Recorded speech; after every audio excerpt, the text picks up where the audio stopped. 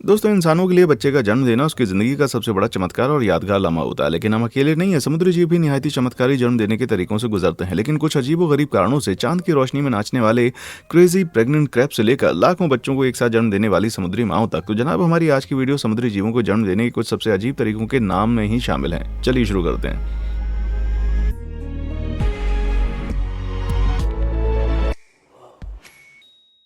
अंडों की भीड़। दोस्तों, स्टिंगरे समुद्र के रेवियोली की तरह दिखने वाले 4.5 फीट तक चौड़े होने और दर्दनाक जहरीले डंक के लिए जानी जाती है। लेकिन अगर आप सोचते हैं कि ये अजीब खासियतें शानदार थीं, तो जरा रुक जाइए और देखिए अपने बच्चों को जन्म कैसे देती हैं। ज्यादातर समुद्री जीव की तरह स्टिंगरे माएँ भी अपने शरीर के अंदर ही अंडे का उत्पादन करती हैं। हालांकि बाकी आम समुद्री जीवों के उलट स्टिंगरे ओवोविपेरस होते हैं, मतलब कि ये माताएं हैचिंग के बाद भी अपने अंडे को अपने शरीर के अंदर रखती हैं। आमतौर पर 3 महीने की गर्भधारण अवधि के बाद भ्रूण अंडों से बाहर आते हैं। इन छोटे स्टिंगरे के बच्चों को माँ के यूट्रस में विकसित मिल्की और रिच पदार्थ से पोषण मिलता है और वे थैलियों के माध्यम से उनसे जुड़े होते हैं, जिससे उन्हें बड़ा और मजबूत होने में मदद मिलती है। आखिरकार जब लेबर डे आता है तो स्टिंगरे माएं डरावनी और अजीबोगरीब चीजों को जन्म दे देती हैं।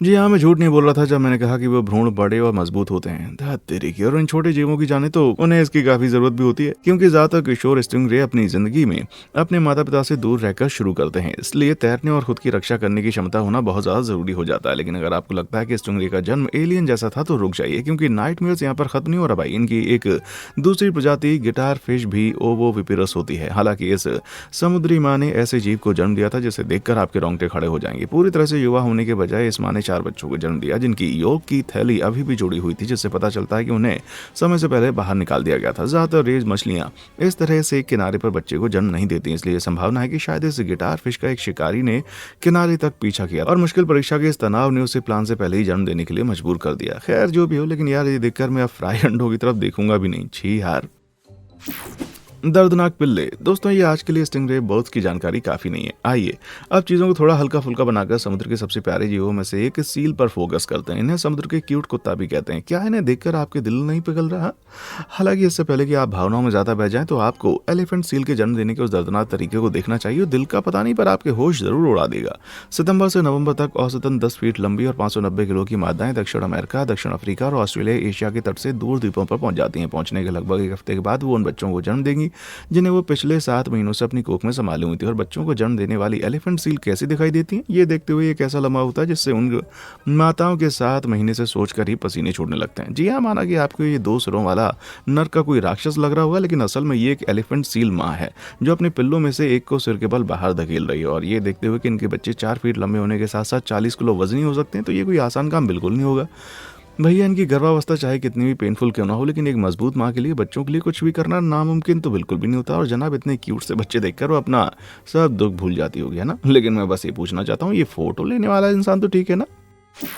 Sharky snake. जी हाँ, चाहे वो उनके तेज धार वाले दांत हों, डरावनी आंखें या इनकी 10 फीट की लंबाई हो, सैंड टाइगर शार्क समुद्र के सबसे हार्डकोर निवासियों में से एक है बॉस। लेकिन अगर आप उनके अपीयरेंस से डर गए हैं, तो शायद आपने उनकी गर्भावस्था के दौरान उनको नहीं देखा। जी हाँ, माना कि इंसानों में भ्रूण के विकास के लिए गर्भ एक शांतिपूर्ण आरामदायक घर होता है। अफसोस की बात यह है कि सैंड टाइगर शार्क के लिए ऐसा बिल्कुल भी नहीं होता। इनकी फीमेल्स में 2 यूट्रीन हॉर्न्स होते हैं, जिनमें गर्भावस्था के दौरान इनकी यूट्रस में हर एक में 6 से 9 भ्रूण होते हैं। फिर भी सैंड टाइगर शार्क का रिप्रोडक्टिव रेट सभी शार्क की तुलना में सबसे कम होता है। तो भैया, वे सभी बच्चे जा कहाँ रहे? तो सुनिए, उनके भाई बहनों के पेट में। जी हाँ, और ये इंट्रा यूटेरिन कैनिबलिज्म के रूप में मशहूर है। इनमें छोटे वाले भ्रूणों को सबसे पहले बड़े वाले सैंड टाइगर शार्क द्वारा तब तक चबाया जाता जब तक कि सिर्फ एक ही बाकी ना रह जाए। सैंड टाइगर शार्क कुछ करीबी रिश्तेदार, जिनमें ग्रेट व्हाइट और मैको शार्क शामिल हैं, ऐसे भ्रूण पैदा करते हैं जो इनके यूट्रस में अनफर्टिलाइज अंडों को खा जाते हैं। लेकिन यार, कोई भी सैंड टाइगर शार्क भ्रूण के जैसा भद्दा नहीं हो सकता जो खुशी खुशी अपने नवजात भाइयों और बहनों को ही खा जाए। और आपको अपने भाई बहन ज्यादा बुरे लगते थे क्या? जब आखिरकार दोनों यूट्रस से 2 हत्यारे पिल्ले बाहर आते हैं, तो वो पहले से 3 फीट से ज्यादा लंबे हो चुके होते हैं, जो उन्हें ज्यादातर शिकारियों से बचाने और खुद एक हत्यारा बनाने के लिए काफी मजबूत बनाते हैं। घास फूस खाना भूल जाइए, अपने भाई बहनों को खाना ही इस सैंड टाइगर शार्क को और ज्यादा बड़ा और मजबूत बनाता है। लेकिन खुशकिस्मती से उनके लिए, खुद के लिए, वो बड़ा साइज किसी भी संभावित शिकारियों को दूर रखने में बड़ा काम आता है। हालांकि मुझे यकीन है कि अगर उन शिकारियों को पता होता कि इन पिल्लों ने उनके सभी भाइयों और बहनों को अपनी माँ के पेट में खा लिया, तो वे फटाक से खुद ही वहां से गायब हो जाते भाई। अरे यार, ये पता लगाना मुश्किल कि इनमें से कौन सा बहुत ज्यादा बदतर है। अगर आपको बर्थ के उन अजीब तरीके जो कि अपने अभी दिखाएं उनमें से किसी एक से गुजरना पड़े तो वो कौन सा होगा, कमेंट सेक्शन में आके बताएं। और हाँ, जब आप वहां पर हैं तो लाइक और सब्सक्राइब बटन भी दबाई दें। चलिए आगे बढ़ते हैं। जोर का स्प्लैश। दोस्तों, शुक्र है स्प्लैशिंग वाले टेट्रा बेबीज का दुनिया में इतना भयानक स्वागत नहीं होता, लेकिन इससे उनका बर्थ प्रोसेस कम अजीब बिल्कुल नहीं होता। जब दक्षिण अमेरिका की नदियों में पाई जाने वाली ये फ्री की मछलियां रिप्रोडक्शन के लिए तैयार होती हैं तो एक मेल सूटेबल पत्ती की तलाश करने लगता है। अब आप कहेंगे कि भाई मछली के पौधों से क्या काम है, लेकिन बॉस, ये हरियाली टेट्रा बच्चे के जन्म में महत्वपूर्ण भूमिका निभाती है। नर अंडे देने के लिए सही पत्ते की तलाश में जाता है और जब उसे कोई साथी मिल जाता है तो वो एक क्रेजी सी छलांग लगाते हैं। लेकिन वे सिर्फ मनोरंजन के लिए इधर उधर नहीं फटक रहे, बल्कि ये जोड़ी बिल्कुल एक साथ पानी से बाहर ऐसे छलांग लगाती है जिससे इंसानी आंखों को लगेगा कि भैया ये एक ही है। और पत्ती पर कूदने के बाद मादा अपने अंडे वहां पर जमा करेगी और नर को उन्हें तुरंत फर्टिलाइज करना होगा। जब यह अजीब सा अनुष्ठान पूरा हो जाए तो नर अपने बच्चों को सूखने से बचाने के लिए उनकी पूंछ से उन अंडों पर लगातार पानी छिड़कता है।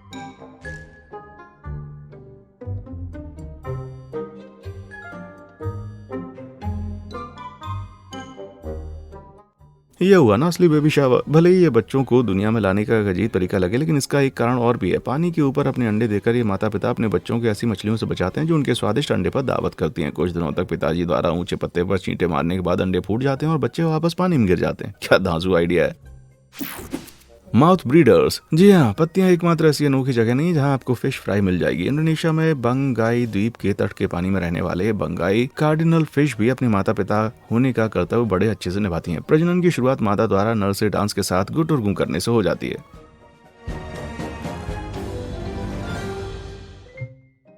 ये फॉलो द लीडर जैसा डांस दिखाई देता है, या यूं कहेंगे मछलियों का कोंगा डांस। लेकिन अगर वो उसके मुंह से प्रभावित हो गई तो वो लगभग 40 अंडे जारी करेंगी जिससे उन्हें नर द्वारा फर्टिलाइज करना होता है। हालांकि बॉस, उसका काम अभी खत्म नहीं हुआ है। अंडों को फर्टिलाइज करने के बाद ये पिताजी अपना मुंह चौड़ा करके उन सभी को सक कर लेता है। नहीं यार, क्या वो अपने बच्चों को खाने वाला? बिल्कुल नहीं, वो उनको खाने रहा, बल्कि इसके बजाय वो अंडों को इंक्यूबेट करने के लिए उन्हें अपने मुंह में लेता है। माना कि अजीब लग सकता है, लेकिन पीले सिल वाली जॉ फिश और निश्चित रूप से बंगाई कार्डिनल फिश जैसी मछलियों के लिए ये माउथ ब्रूडिंग सुनिश्चित करने का सबसे भरोसेमंद तरीका है कि उनके अजन में बच्चे किसी दूसरी मछली द्वारा निगले ना जाए। लेकिन बॉस, इस ग्रेट फिश पावर के साथ ही ग्रेट फिश जिम्मेदारी से भी जुड़ते हैं, क्योंकि अगर किसी कारण से पिताजी की मौत हो जाए तो अंदर की अजन्मी मछलियों से बचने के चांसेस नहीं होते। और अगर पिताजी इस ब्रूडिंग अवधि को पूरा कर लेते हैं तो यहाँ एक और छोटी सी समस्या है। ये अंडे हमेशा नर के मुंह में होते हैं, इसलिए वो पूरे महीने तक बिल्कुल कुछ नहीं खा सकता बॉस। हाँ, मुझे देखो, खाने में जरा सी देरी हो जाए तो मैं चिड़चिड़ा होने लगता हूँ। तरीके। लेकिन इससे पहले कि हम सभी बंगाई कार्डिनल फिश पिताओं की तारीफ करना शुरू करें, सुनिए, चीज़ें हमेशा सही ढंग से नहीं चलती। जिन नरों ने पर्याप्त ऊर्जा भंडार नहीं बनाया होता वे अपने ही बच्चों को खा लेने के लिए जाने जाते हैं। इनफैक्ट ज़्यादातर बार सभी बंगाई कार्डिनल फिश फ्राई अपने पिता के मुंह से बाहर नहीं आ पाती। औसतन 40 अंडों में से सिर्फ 20 मछलियां ही दुनिया में जन्म ले पाती हैं। खैर, कभी कभी अपना बनाया खाना स्वादिष्ट सबको लगता है। मेरा इशारा सबको समझ में आ रहा है ना।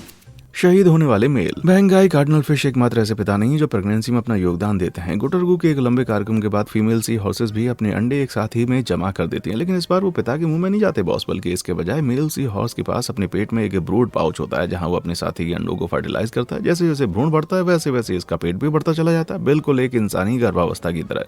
बस इनमें औरतों के नहीं बल्कि पुरुषों का पेट फूलता है। पक्के तौर पर इस सिलसिले की वजह किसी को मालूम नहीं है कि उनकी प्रेगनेंसी में ऐसा क्यों होता है। एक थ्योरी यह है कि मेल को बच्चे पैदा करने का काम सौंपने से फीमेल अंडों के अगले बैच को प्रोड्यूस करने के लिए आजाद हो जाती है और लगभग 30 दिनों के बाद आखिरकार पिता के लिए ले बड़े आ जाता है। और इसको देखकर लग सकता है कि जैसे उसे छींक आ रही हो, लेकिन असल में मेल सी हॉर्स कॉन्ट्रैक्शन से पहले अपना पेट खोलते हैं जिससे उनके छोटे बच्चे बाहर आ जाते हैं, जिनमें से ज्यादातर 12 मिलीमीटर के कम साइज के होते हैं, और फिर उन्हें अपनी सुरक्षा के लिए खुला छोड़ दिया जाता है। बढ़िया। लेकिन दोस्तों, ये अकेले ऐसे समुद्री पिता नहीं जिनके पास अपने बच्चों के पालन पोषण में मदद करने के लिए ब्रूड पाउच होता है। इनके करीबी रिश्तेदार सी ड्रैगन की पूंछ के नीचे भी एक स्पंजी ब्रूड पैच होता है। संभोग के दौरान मादा नर की पूंछ पर लगभग 250 चमकीले गुलाबी अंडे जमा करती है। फिर ये अंडे ब्रूड पैच पर लॉक हो जाते हैं और अपने पिता की पूंछ पर लगभग 9 हफ्ते तक सवारी करने के बाद ये अंडे फूटना शुरू हो जाते हैं और फिर थोड़े से झटके के साथ बच्चे की पूंछ को अलविदा कहते हुए खुले समुद्र का स्वागत करते हैं बॉस। लेकिन अपने सी हॉर्स वाले चचेरे भाई बहनों की तरह सी ड्रैगन के बच्चों को जन्म लेते ही माँ या पिता से बेहतर कोई मदद नहीं मिलती। गुड लक बच्चों, लेकिन पिता की धांसू तिकड़ी को पूरा करते हैं समुद्री घोड़े। समुद्री ड्रैगन का एक और करीबी रिश्तेदार जिसे पाई फिश के नाम से जाना जाता है। ये पाई फिश नर के पेट के ब्रूड पाउच में 40 अंडे छोड़ देती है जहां वे अंडों को फर्टिलाइज करते हैं। कुछ हफ्ते के बाद बच्चों के पैदा होने तक उन्हें अपने पास रखते हैं। ये पिता जिम्मेदार लग रहा है ना? खैर, पूरी तरह से नहीं है। इससे हल्के ढंग से कहें तो नर पाइप फिश बहुत ही नकचढ़े माता पिता होते हैं। ये लोग किसी अनाकर्षक महिला के साथ संबंध बनाने वाले युवाओं को चुन चुनकर अपनी थैली से बाहर निकालने के लिए जाने जाते हैं। ये जितना भी गंदा लगे, लेकिन ये नर बड़ी और ज्यादा आकर्षक मादाओं से मिले बच्चों में ही अपने रिसोर्सेज खर्चने की संभावना रखते हैं। क्या मछली की दुनिया में अच्छी पर्सनैलिटी का कोई महत्व नहीं है? अगर ये काफी नहीं पड़ा तो सुनिए, गर्भावस्था खासी मुश्किल होने पर मेल पाइप फिश भी कैनिबलिज्म का रुख कर लेते हैं। अगर उनके पास खाने की सप्लाई कम हो रही है तो ये होने वाले पिता भी लिटरली पोषण के लिए अपने खुद के बच्चे खा जाते हैं। ग्रेट व्हाइट्स को भूल जाइए, पाइप फिश के पिता समुद्र के सबसे कातिल प्राणी हो सकते हैं। भाई ये सुनने में जितना भी हैरान करने वाला लगे, पर वहाँ कुछ ऐसा भी है जो असल में अपने बच्चों के समूह से बहुत ज्यादा खुश होता है। जब बच्चे के जन्म का समय आता है तो पिता के पेट से ये बच्चे फूट पड़ते हैं, और ये जानकर अच्छा लगेगा कि वहाँ कुछ अच्छे पिता भी होते हैं। वफादार लंपकर्स। दोस्तों, खुशकिस्मती से सभी बच्चे पैदा करने वाले माता पिता को मौका देखते ही अपने बच्चों को निगलने का सहारा नहीं मिलता। भले ही उनका अजीब सा लंप सर्कस वाला नाम खासा आकर्षक ना हो, लेकिन ये उन्हें अपने शरीर के, जो कि प्रजातियों के आधार पर 1 इंच से भी कम लंबे से 2 फीट तक हो सकते हैं, उनको अपने बच्चों के लिए दांव पर लगाने से नहीं रोकता। सच में संभोग के दौरान नर मादा का ध्यान आकर्षित करने के लिए सबसे अच्छा घोंसला बनाने की होड़ करते हैं। फिर मादा लम्पसकर अपने पसंदीदा को चुनेगी और लगभग 3.5 लाख अंडों को उस पर रखेगी। फिर वो तैरती हुई चली जाती है, जिससे इस मेल को उनकी देखभाल करने का काम मिलता है। भाई साहब, क्या कमाल का ये ध्यान रखते हैं वो यार। ये पिता अपने अंडों के पास की चट्टानों से जोड़ देते हैं अपने मॉडिफाइड पेल्विक पंखों से बने एक सकर की मदद से, जो सक्शन डिस्क में विकसित हुए। नर का काम अंडों को शिकारियों से बचाना और उन्हें ऑक्सीजन युक्त रखने के लिए उन पर पानी का पंखा लगाना। ये काफी आसान लगता है ना, लेकिन बॉस ये ध्यान में रखें कि लहरें लगातार उन उथले टबों से टकराती हैं जहां वे रेंगते रहते हैं, और भैया यही उनका वो खास सक्शन कप है। लेकिन ये तेज लहरें पिता की एकमात्र समस्या नहीं होती। इस प्रक्रिया में लगभग 8 हफ्ते लग जाते हैं। जरा सोचो कि आप एक चट्टान पर 1300 घंटों से ज्यादा समय तक अंडे को पंखों से झुलाने के अलावा कुछ नहीं कर रहे, फंसे हुए हैं, और यहाँ बोरियत इकलौती दिक्कत नहीं है। जबकि लहरें आती हैं तो ये साहसी पिता किसी भी भूखे सीगल और कौवों के सामने भी अपने अंडे के साथ डटे रहते हैं। क्या दबंग है यार। खैर, ये तब तक है जब तक कि उसके बच्चे पैदा नहीं हो जाते। जब आखिरकार उनके अंडों से छोटे लम्स अगर बच्चे निकल आते हैं तो अपने पिता बच्चों को उनके हाल पर छोड़कर गहरे पानी में वापस लौट जाते हैं। भैया, मुझे अपने पिता की याद आ गई, जो 20 साल से ज्यादा होने पर भी मुझसे वादा की हुई मेरी मन पसंदीदा कार लेकर अब तक नहीं आए। भारी बच्चे। दोस्तों, समुद्री जीव अंडे नहीं देते। अब ब्लू व्हेल को ले लीजिए, जो पूरे प्लेनेट पर सबसे बड़ा जानवर है, जहां एक मैच्योर मादा की औसत लंबाई 72 फीट से ज्यादा और उसका वजन 1,13,400 करीब होता है बॉस। क्योंकि व्हेल एक समुद्री मैमल है तो मादा है अपने जिंदा बच्चे को अपने गर्भ में रखती हैं और उन्हें लाइव जन्म देती हैं। और भाई साहब, वो सच में निहायत ही बड़ा जन्म होता है। भ्रूण माँ के गर्भाशय के अंदर से विकसित होता है, जो गर्भधारण के 3 महीने के बाद हर दिन लगभग 1 इंच की दर से बढ़ता है। लेकिन अगर आपको ये बड़ा लग रहा है तो सुनिए, गर्भ में 7 महीने के बाद बेबी ब्लू व्हेल की लंबाई 12 फीट तक बढ़ जाती है। ऐसे समझिए, गर्भावस्था के 7 महीनों के बाद इंसानी बच्चा आमतौर पर लगभग 14 इंच लंबा होता है, जो ब्लू व्हेल शिशुओं के 10वें हिस्से से भी कम हुआ। 12 लंबे महीने के बाद वे लगभग 23 फीट लंबे और 3 टन भारी वजन के साथ पूंछ के बल बाहर निकलते हैं। उनका ये वजन उन्हें एक गाय से भी 4 गुना भारी बनाता है। और अगर एक ट्रक के साइज के बच्चे को बाहर धकेलना आपको खासा दर्दनाक नहीं लग रहा तो सुनिए, इन माताओं को असल में अपने बच्चे की देखभाल करने के प्रोसेस से गुजरना पड़ता है, जो मिस्टर लम्पसकर कभी नहीं कर सकते। मामा व्हेल अपने छोटे बच्चे को 7 महीने तक हर दिन 40 गैलन से ज्यादा दूध, यानी कि लगभग एक बाथटब के बराबर का दूध उपलब्ध कराती है। ये लगभग 8,800 गैलन से ज्यादा हुआ। हे भगवान, कैसे करती है वो ये सब। Spirally spawn. ब्लू व्हेल के उलट बुल हेड शार्क माताओं का 3 टन के बच्चे को बाहर निकालने का मुश्किल काम नहीं होता, लेकिन इससे उनके अपने बच्चों का जन्म देने का काम कम अजीब नहीं होता। ये शार्क ओवीपरस होते हैं, जिसका मतलब है कि वो अंडे देकर अपने बच्चों को जन्म देते हैं। ये लोग कैसे अंडे देते हैं इसके बारे में ज्यादा जानकारी नहीं है, लेकिन एक बात जो हम जानते हैं वो ये है कि मदर बुल हेड शार्क प्रकृति के सबसे गंदे दिखने वाले अंडे देती हैं। अंडों की बात करें तो उसे आप ओवल शेप में, मुर्गी के अंडे की शेप में, या फिर शायद छोटे स्पेरिकल फिश एग में इमेजिन करते हैं। लेकिन बॉस, बुल हेड शार्क्स इन सबसे निराली होते हैं, क्योंकि मादा बुल हेड शार्क हर साल 16 स्पाइरल शेप के 4 इंच लंबे ऐसे अंडे देती हैं। ओहो, कमाल है। ये किसी जानवर से निकली हुई चीज से ज्यादा पाइनकेक जैसा नजर आता है। पर इन अजीब शेप वाले अंडे के मामलों का कारण क्या है, सुनिए। बाकी की ज्यादातर मछलियों के उलट, जो लापरवाही से अपने अंडे और शुक्राणु को पानी में बहा देती हैं, एक बुल हेड शार्क बड़ी सावधानी से अपने अंडों के लिए बेस्ट जगह ढूंढती है। मामा शार्क अपने इन अजीब से अंडों को मुंह में लेकर ऐसी खास जगहों में रखती है जहां पहुंचना नामुमकिन सा हो जाता है। ये उन्हें न सिर्फ बहने से रोकता है, बल्कि इससे वो किसी भी शिकारी का लजीज खाना बनने से भी बच जाते हैं बॉस। अब आपको लगेगा कि ये माँ अपने स्पाइरल अंडों के फूटने का बेसब्री से इंतजार कर रही होगी, लेकिन ऐसा नहीं है भाई। जैसे ही उसे अपने बच्चों के लिए परफेक्ट जगह मिल जाती है तो वो उन्हें आगे की जंग खुद लड़ने के लिए छोड़ देती है। बेचारे नन्हे बच्चे माँ को मिस करते होंगे, है ना। अंडों की भरमार। बेशक बुलहट शार्क एकमात्र ऐसा समुद्री जीव नहीं है जो अंडों से अपने बच्चों को जन्म देती है। समुद्री कछुए की भी 7 प्रजातियां हैं जो कि अंडे से जन्म देती हैं, लेकिन बुलहेड शार्क के उलट सभी समुद्री कछुए के अंडे थोड़े ज्यादा ट्रेडिशनल शेप के होते हैं। लेकिन इन प्यारे बच्चों के जन्म की सबसे खास बात होती है वो अनोखा प्रोसेस जिससे उनकी माएँ उनके जिंदा रहने का पक्का करने के लिए गुजरती हैं। एडल्ट समुद्री कछुए अपना समुद्र जीवन में बिताते हैं और फीमेल कछुए सिर्फ अंडे देने के लिए पानी को छोड़ती हैं। ये गर्भवती फीमेल जीपीएस की तरह पृथ्वी के मैग्नेटिक फील्ड का इस्तेमाल करती हैं। ये उनका इस्तेमाल उन समुद्र तटों का पता लगाने के लिए करती हैं जहाँ वो खुद सालों पहले अंडों से फूटी थी और फिर वो भारी तादाद में इकट्ठे हो जाती हैं। लेकिन वो इसकी क्या वजह होती है? क्या समुद्री कछुए भावुक होते हैं? बिल्कुल नहीं। विभिन्न द्वीपों की माता समुद्री कछुओं में खास जीन होते हैं जो कि उनकी इम्यूनिटी के अनुसार अलग अलग होते हैं। इसलिए उन द्वीप पर लौटने से जहां वो पैदा हुए थे उनके बच्चों को लोकल बीमारी से लौटने में मदद मिल जाती है। लेकिन असल में अपने बच्चों को जन्म देने से पहले इन माओं को अंडे देने होते हैं। ये फीमेल अपने पिछले फ्लिपर्स का इस्तेमाल करके रेत में अपना घर बनाती हैं और फिर वहाँ ये अपने लगभग 110 गोल्फ बॉल जैसे अंडे रखते हैं। यार अचानक से मुझे क्यूट कम और गंदे ज्यादा लग रहे हैं। माँ का काम पूरा होने के बाद वो समुद्र में लौट आती हैं और वो अंडों को लगभग 60 दिनों के लिए गर्म रेत में इंक्यूबेशन के लिए छोड़ देती हैं। आखिरकार ये अंडे आमतौर पर रात में फूट जाते हैं जिससे बच्चों को पानी की यात्रा के दौरान शिकारियों से बचने का बेहतरीन मौका मिलता है और ऐसा लगता है जैसे उन्हें जितनी मदद मिल जाए वो कम है। ये देखते हुए कि 1000 में से सिर्फ एक कछुआ ही एडल्टहुड तक पहुंच पाता है। कई या तो डिहाइड्रेशन से मर जाते हैं और कई शिकारियों का शिकार बन जाते हैं। अच्छा, इसलिए वो माँ इतने सारे अंडे देती हैं। पंजे वाली माताएं। जी हाँ, क्रिसमस द्वीप के लाल केकड़ों का जिक्र करते हुए समुद्र तट के छोटे बच्चों की लिस्ट पूरी नहीं होगी। ये क्रिम्सन क्रस्टेशियंस ऑस्ट्रेलिया के उत्तरी पश्चिमी तट पर क्रिसमस द्वीप पर पाए जाते हैं। बॉस हर साल वो प्रजनन के लिए द्वीप के जंगलों से इसके तट की ओर बड़े पैमाने पर माइग्रेशन करते हैं और भैया बहुत ही ज्यादा तादाद में। इनमें से 50 मिलियन से ज्यादा जीव हर साल पूरे द्वीप में माइग्रेट करते हैं। और ये देखते हुए कि क्रिसमस द्वीप फ्लोरिडा से 1000 गुना छोटा है तो आप रास्तों पर उनके जमावड़े का अंदाजा लगा सकते हैं। इनफैक्ट इनकी तादाद इतनी ज्यादा होती है कि सड़कों को भी बंद करवा देते हैं। लाखों की संख्या में माइग्रेट होने के बाद ये रंगीन केकड़े तट के किनारे प्रजनन करते हैं। इस समय तक एक मेल का काम पूरा हो जाता है इसलिए वो जंगल में लौट आता है। बहुत बढ़िया। लेकिन अपने साथी की उलट महिला का काम अभी भी खत्म नहीं होता। उनमें से हर एक लगभग 1 लाख अंडे देती है जिससे वे अपने पेट की थैली में इंक्यूबेट करती हैं और फिर ये लाल केकड़े चंद्रमा के लाल क्वार्टर के दौरान हाई टाइड्स पर अपने लगभग अनंत बच्चों को जन्म देते हैं। और ऐसा इसलिए नहीं क्योंकि वहाँ कोई जादुई रिचुअल फॉलो कर रहे होते हैं। ऐसा इसलिए है क्योंकि इस समय मादा केकड़ों को अपने अंडे छोड़ने से पहले समुद्र तक पहुंचने के लिए कम दूरी तय करनी पड़ती है। अरे भैया, वो एकदम दांसू स्टाइल में उनको जन्म देती है ना।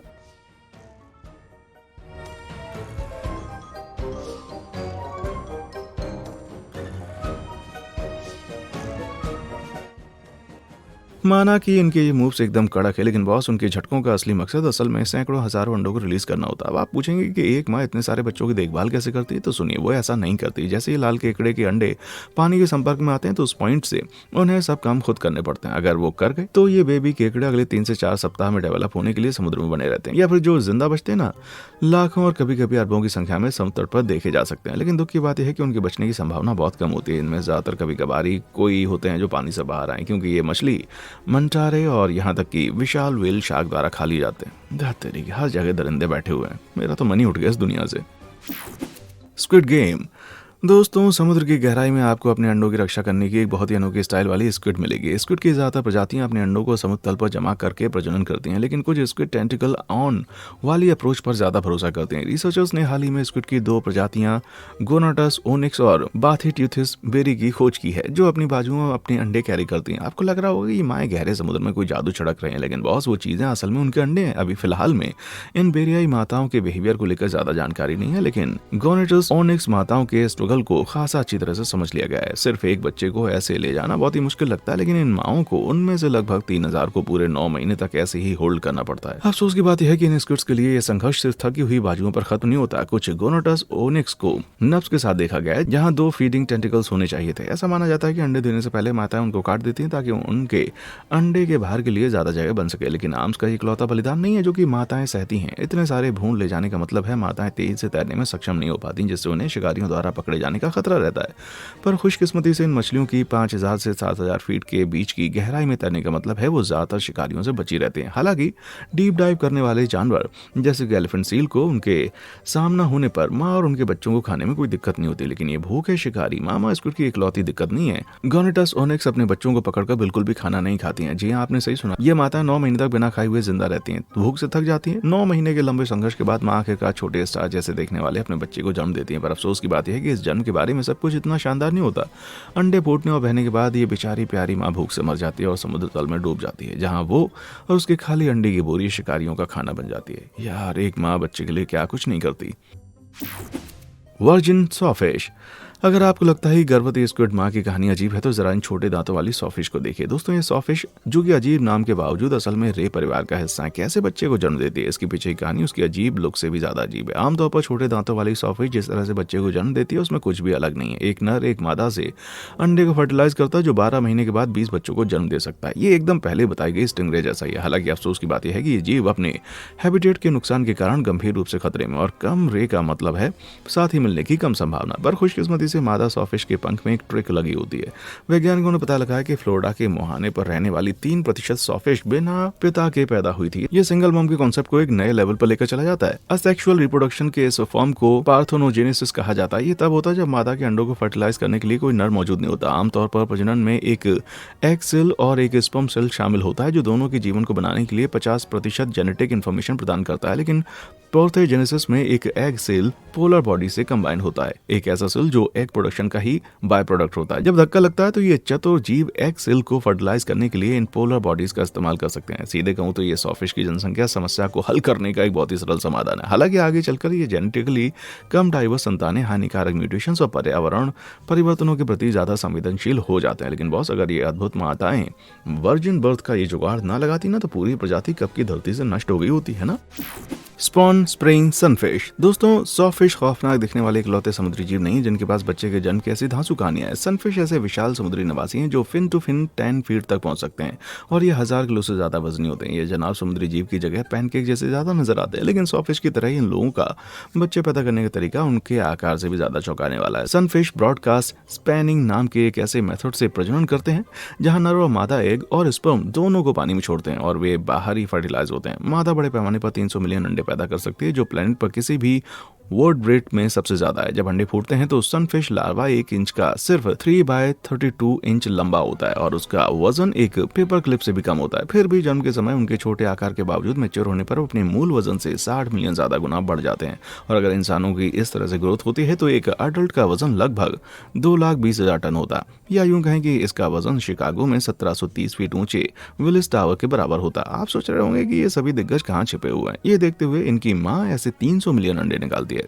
खैर, सनफिश अंडे के जीवित रहने की संभावना बहुत ही कम होती है, जहां बस 0.0003% सनफिश लार्वा ही अपने जन्म और ग्रोथ की धांसू कहानी बताने के लिए जिंदा बचते हैं यार। और मुझे लगता था कि इंसानों के बच्चे तेजी से विकास के दौर से गुजर रहे हैं। तो बताओ, समुद्री जीव के जन्म की किस क्रेजी स्टोरी ने आपको सबसे ज्यादा हैरान किया? क्या आप नीले गहरे समुद्र के कोई दूसरे अजीब बर्थ मेथड को जानते हैं? मुझे नीचे कमेंट सेक्शन में आकर बताएं। और देखने के लिए शुक्रिया।